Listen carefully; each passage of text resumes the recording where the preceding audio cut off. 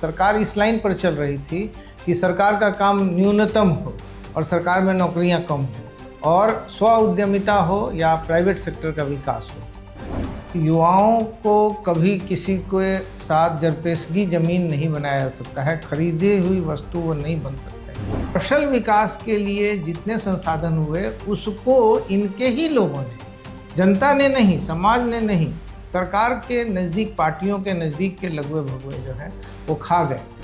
तो मांग अगर केवल परीक्षा को ठीक से संचालित करने का है या स्कूलों को सुधारने का है तो ये तो न्यूनतम है जो किसी सरकार को करना है। ऐसा कैसे होगा कि परीक्षा कंडक्ट नहीं कर सकेगी सरकार।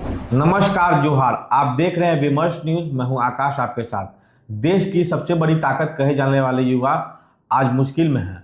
एक तरफ सरकारी नौकरी और प्राइवेट नौकरी में समय लगा रहे हैं युवा, दूसरी ओर पेपर लीक, रिजल्ट में देरी, परीक्षा में लंबे इंतजार और साथ में परीक्षाओं का रद्द होना मुश्किलें बढ़ा रहा है। नीति आयोग की रिपोर्ट के अनुसार 8 करोड़ 70 लाख युवा ना कोई पढ़ाई कर रहे हैं, ना रोजगार कर रहे हैं, ना किसी स्किल ट्रेनिंग को ले रहे हैं। अब सवाल यह है कि 8 करोड़ 70 लाख युवाओं का आंकड़ा हो या परीक्षाओं में युवाओं की भागीदारी, इसके पीछे एक परिवार है, उसका सपना है और युवाओं की बड़ी उम्मीद है। ये सपना कैसे पूरा होगा? हमारे साथ बात करने के लिए राजनीति के सामाजिक विश्लेषक चक्रवर्ती अशोक प्रियदर्शी जी, आपका स्वागत है।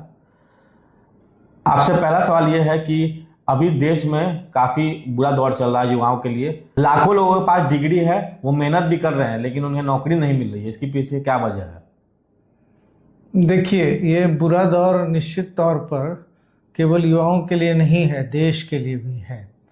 और भ्रमवश आज से 10 साल पहले ये कहा जाता था कि युवा जो हैं वो सरकार के साथ हैं, नरेंद्र मोदी के साथ हैं। लेकिन युवाओं को कभी किसी के साथ जरपेशगी जमीन नहीं बनाया जा सकता है, खरीदी हुई वस्तु वो नहीं बन सकते हैं। युवाओं के एस्पिरेशन को जब एड्रेस नहीं किया जाएगा, उस पर काम नहीं किया जाएगा तो युवा एक अनरेस्ट का कारण बनेंगे। आप एक सीट के पीछे हजारों लोग एग्जाम देते हैं, परीक्षा देते हैं और एक सीट के पीछे हजारों युवा मेहनत करते हैं लेकिन सरकारी पद तब भी भरे नहीं जाते। इसके पीछे क्या कारण है? आप कहना चाहते हैं कि युवा बहुत ज़्यादा नौकरी के रेस में है, तो कम से कम सरकार के पास जितनी नौकरियां हैं वह नौकरी निकालना चाहिए और देना चाहिए। सरकार इस लाइन पर चल रही थी कि सरकार का काम न्यूनतम हो और सरकार में नौकरियां कम हो और स्व उद्यमिता हो या प्राइवेट सेक्टर का विकास हो। तो इसमें से क्या है कि अब प्राइवेट सेक्टर जो है वह विकास तो करता है, अपने देश का किया है उसने, लेकिन उसने श्रम को कोई प्रतिष्ठा नहीं दी है, लोगों को रोजगार नहीं दिया है। रोजगार विहीन विकास के रास्ते पर चल रहे हैं और सरकार भी इसके पीछे पीछे चल रही है। तो रोजगार पैदा भी नहीं हो रहा है और सरकार अपने भी जितने भी खाली पद हैं, जैसे स्कूल में, हॉस्पिटल में जितने पद हैं वो तो जरूर भरे जाएंगे, बाकी दूसरे क्षेत्र को प्राइवेट सेक्टर के लिए छोड़ सकते हैं। तो सरकार जो है वह आधी ताकत से चल रही है और युवा बेरोजगार हैं। सरकार के पास शिक्षा व्यवस्था को सही करने के लिए कोई ठोस रोड मैप नहीं नजर आता है। इसके पीछे क्या कारण है? देखिए, शिक्षा व्यवस्था को कोई रोड मैप बना भी ले तो वो ठीक हो जाएगा कुछ समय में, ऐसा नहीं है। लेकिन यहाँ मामला ही अलग है। वो शिक्षा व्यवस्था को बिगाड़ना चाहते हैं, दुरुस्त नहीं करना चाहते हैं। देखिए, सरकार बनी तो बात आने लगी कि चीन तेज विकास कर रहा है, इसलिए यहाँ कुशल मजदूर होना चाहिए जिससे कि इंडस्ट्रियलाइजेशन हो और हैवी प्रोडक्शन हो। तो चीन बहुत हद तक ये काम कर रहा है। चीन भी सब कुछ ठीक चल रहा होगा ऐसा मानना नहीं चाहिए, जानकारियाँ वहाँ छुपी रहती हैं। लेकिन भारत में कौशल विकास के लिए जैसे ही सरकार ने करोड़ों, हजारों करोड़ रुपए का फंड मदद के लिए एलोकेट कर दिया, सरकार के लघुए भगुए जो दलालों की एक श्रृंखला है, करप्ट फौज है, ये सब लोगों ने कौशल विकास का केंद्र बना लिया। आप देखिए, फुफुंदी की तरह उग गए नर्सिंग ट्रेनिंग इंस्टीट्यूट। अब वो नर्सिंग वहाँ होता नहीं है, वहाँ हॉस्पिटल बढ़िया नहीं है, वहाँ मरीज नहीं आते हैं और नर्सिंग ट्रेनिंग इंस्टीट्यूट किसी ने छोटी सी बिल्डिंग में खड़ा कर लिया और सरकार के पैसा को लेकर बैठ गए। तो कौशल विकास के लिए जितने संसाधन हुए उसको इनके ही लोगों ने, जनता ने नहीं, समाज ने नहीं, सरकार के नज़दीक, पार्टियों के नज़दीक के लघुए भगुए जो हैं वो खा गए। तो कौशल विकास में अगर हमारा पड़ोसी देश चीन का ग्राफ ऐसे है जी और हमारा ग्राफ ऐसे है, तो आने वाले दिनों में तो और अधिक एक गैप बनेगा, विसंगति होगी। और ये बहुत ही खराब बात है कि हमारे देश में इतने बेरोजगार हाथ हैं और हम मैन्युफैक्चरिंग के लिए चीन पर निर्भर करते हैं। सामानों, इस्तेमाल का जो सामान का प्रोडक्शन होता है वो चीन से आता है, जबकि मैनुअली भी अगर प्रोडक्शन होता तो रोजगार मिलता। हालांकि मैं उसका समर्थक नहीं हूँ, लेकिन यहाँ क्या है कि यहाँ प्रोडक्टिविटी को बंद कर दिया गया। पेपर लीक रोकने के लिए सरकार कदम उठा नहीं पा रही है, पेपर लीक के सिंडिकेट को खत्म नहीं कर पा रही है, और इस देश में जिस तरह बेरोजगारी का आलम है, क्या ये खत्म करना कितना चुनौतीपूर्ण होगा? कुछ साल पहले मैं यहाँ आपके स्टूडियो में आया था और पेपर लीक के मामले में बात हो रही थी। उस बातचीत के बाद आपके जो मुख्य एंकर और इस ग्रुप के एडिटर थे, उन्होंने ये बताया कि पेपर लीक के बारे में जितने उपायों की हम बात करें बिहार में, लेकिन बिहार में सरकार के, बिहार के मुख्यमंत्री के और बिहार के शासक लोगों के नज़दीक के लोग जो हैं वही पेपर लीक करवा रहे हैं। तो पेपर लीक कैसे खत्म हो, सरकार को क्या करना चाहिए, ये मसला है क्या अभी तक सरकार के लिए? उसके लिए मैं अपनी बात इस उदाहरण से कहूँगा कि अभी पटना में कल की बात है, हमने आपके ही न्यूज़ में, आपके ही चैनल पर ये न्यूज़ देखा और अभी आज सुबह के, कल देखा, आज सुबह के अखबारों में प्रमुखता से है। लड़के ये कहने के लिए गए कि उनको आशंका है कि परीक्षा का जो परिणाम आएगा सेमेस्टर के बाद, उसमें 90% को आप फेल करवाने जा रहे हैं। तो उसको समझने के लिए गए, तो अधिकारी जो विद्यार्थियों से बात करने के लिए प्राइवेट यूनिवर्सिटी में तय था, उस व्यक्ति ने बात नहीं की और उसने पुलिस को खबर कर दिया। लड़के आए थे, उग्र थे, एजिटेटेड थे, लेकिन वो अगली मूड में चले गए। उसके बाद उन लोगों को फिर नहीं सुना गया, पुलिस आने लगी। तब कैंपस के अंदर थे, वो सुरक्षित थे, तो उन लोगों ने कैंपस के अंदर तोड़फोड़ की। फिर पुलिस एक्टिव हुई।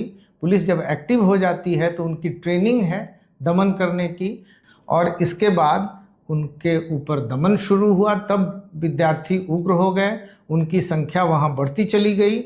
उन लोगों ने वो, ये जो है मीठापुर का मेन रोड है और इस मेन रोड पर वो लोग आ गए बाहर। कई यूनिवर्सिटीज़ एक साथ है, आर्यभट्ट यूनिवर्सिटी से लेकर के कई यूनिवर्सिटी, चाणक्य लॉ कॉलेज और लॉ यूनिवर्सिटी, ये सब चीज़ें हैं। तो वहाँ आ गए और उन लोगों की भिड़ंत जो है राहगीर से होने लगी। उन लोगों ने राह चलते हुए मोटर व्हीकल्स को क्षति पहुँचाई, ठीक है, लेकिन ये सब हुआ।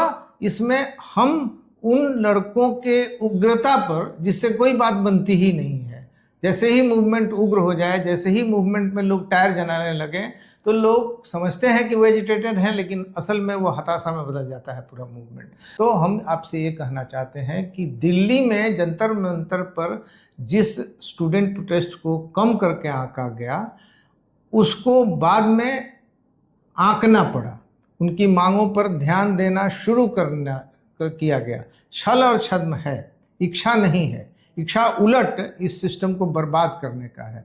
तो इन लोगों को, इससे अन्य यूनिवर्सिटी को तो सबक मिलना चाहिए था, छोटे छोटे प्राइवेट यूनिवर्सिटी को, लेकिन ये जो स्वास्थ्य विश्वविद्यालय है उसमें लड़कों के साथ जिस तरह से प्रशासन ने बिहेव किया और जिस तरह से पुलिस ने प्रशासन के सपोर्ट में एक्ट किया, तो इतना बड़ा अनरेस्ट पटना में खड़ा हो गया कल, और वो अनरेस्ट बना हुआ है, भले ही ऊपर से उसको दबा दिया जाए। हाल में हुए जंतर मंतर से माहौल शुरू हुआ छात्र आंदोलन का, उसके बाद रांची में हुआ, फिर अभी पटना में हुआ। इससे सरकार को कितनी चुनौती मिल रही है? सरकार को इतने से ही चुनौती नहीं मिल रही है।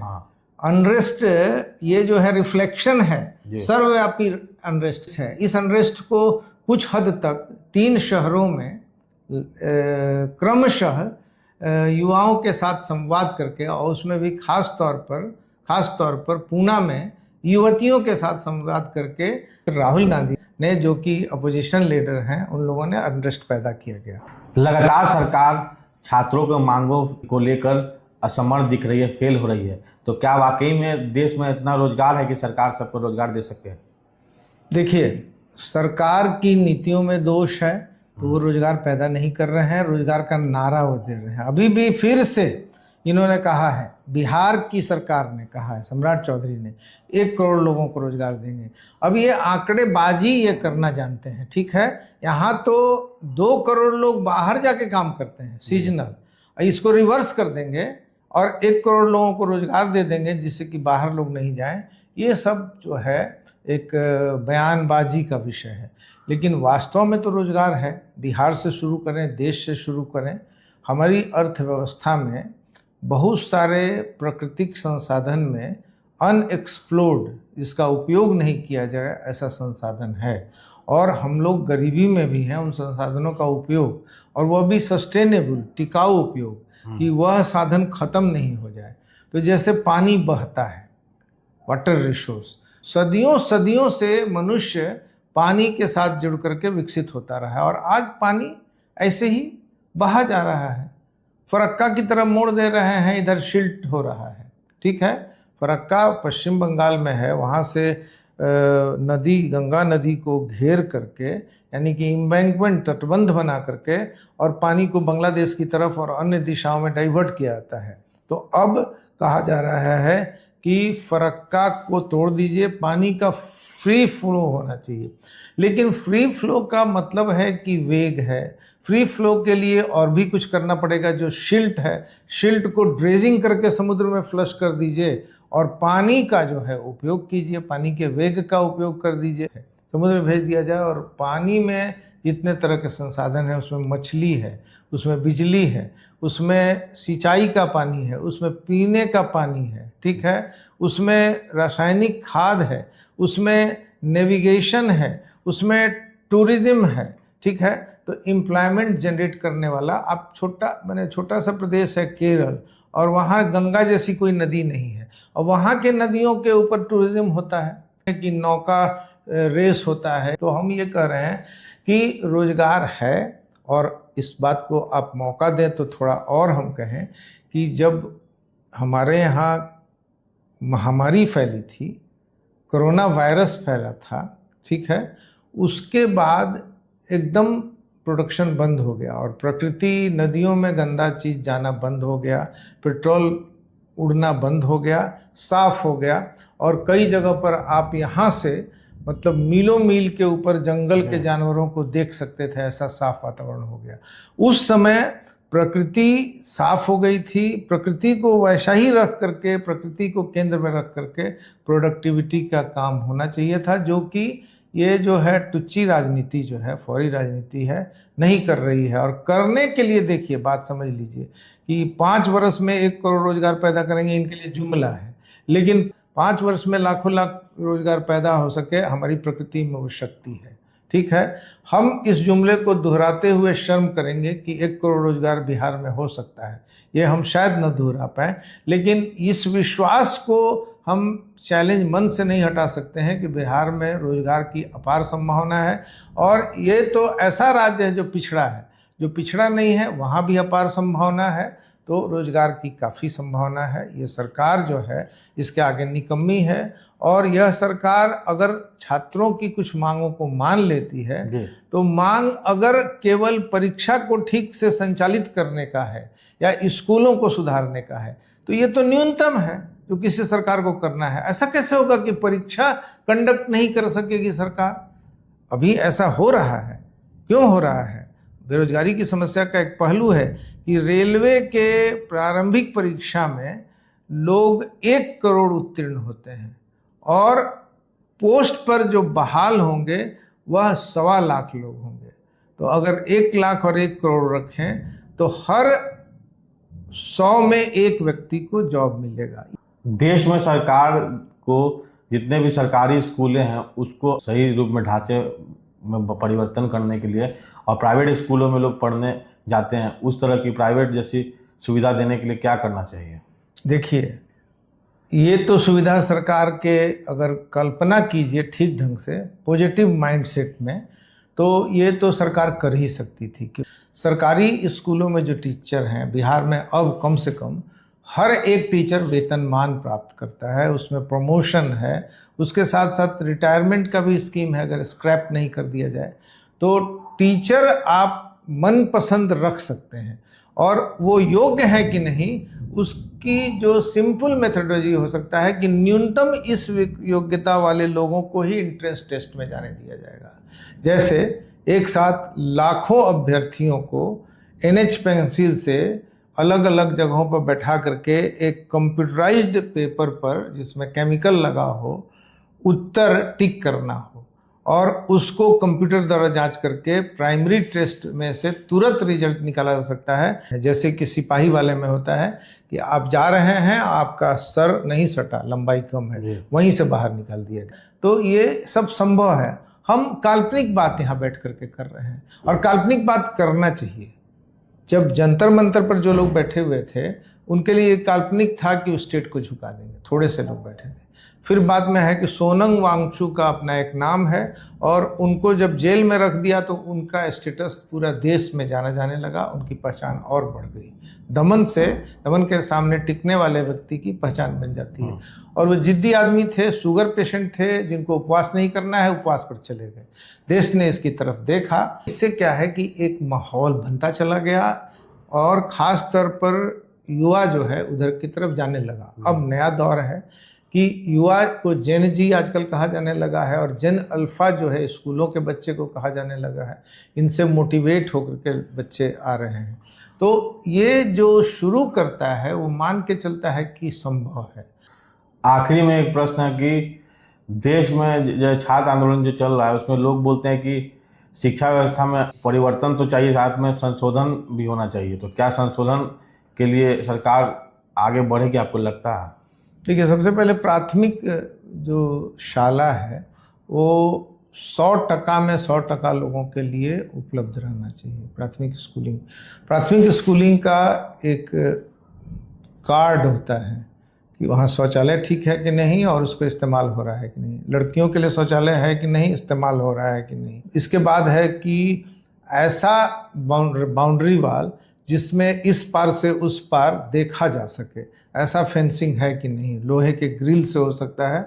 इसके साथ साथ स्कूल के बिल्डिंग में खाने की जो व्यवस्था है उसमें पौष्टिकता है कि नहीं। इसी बजट में तमिलनाडु में पौष्टिक भोजन दिया जाता है। तो पौष्टिकता तो हमारे प्रकृति में है, उसको कोई भी रीजनल स्तर पर, गांव के स्तर पर अगर करे तो पौष्टिक भोजन बच्चों को दे सकता है। तो ये सब चीज़ों को अगर ठीक किया जाए, इसके बाद ज़रूरी होगा कि शिक्षा, तो शिक्षा एक वातावरण के बाद आसान हो जाता है। शिक्षा का डिमांड पैदा होता है, टीचर्स का डिमांड पैदा होता है। बिहार में कहीं पर टीचर कम हैं और कहीं पर ज़्यादा हैं। ये सब चीज़ें जो हैं एक प्रशासनिक स्तर पर बहुत ही केंद्रीकृत तरीके से ऐप के द्वारा भी आजकल सुधारा जा रहा है। तो देखिए, शिक्षा को तो सुधार नहीं होगा, और हम अपनी बात को समाप्त करते हैं ये कह करके कि किसी भी देश में जहाँ क्रांति होती है, क्रांति के बाद सबसे प्राइम विषय होता है एक एक व्यक्ति को संपत्ति में हिस्सा। दूसरा सबसे इम्पोर्टेंट विषय होता है शिक्षा। तो देश में अगर इकोनॉमी ग्रो कर रही है तो सबसे इम्पोर्टेंट चैलेंज है कि सब व्यक्ति को प्रॉपर शिक्षा मिले। तो हमने चक्रवर्ती अशोक प्रियदर्शी जी से बात की, काफ़ी उन्होंने अपनी बातों को अच्छे तरीके से रखा, बेबाकी से दो टूक तरीके से रखा। तो जो ये स्टूडेंट मूवमेंट हुआ, इससे देश के बाहर भी काफ़ी आशा जगी है। ऐसा ना हो कि हम फिर से किसी दूसरे बुरे दौर में चले जाएं। इसी संदेश के साथ हम इस वीडियो को समाप्त करते हैं। नमस्कार, धन्यवाद, जोहार।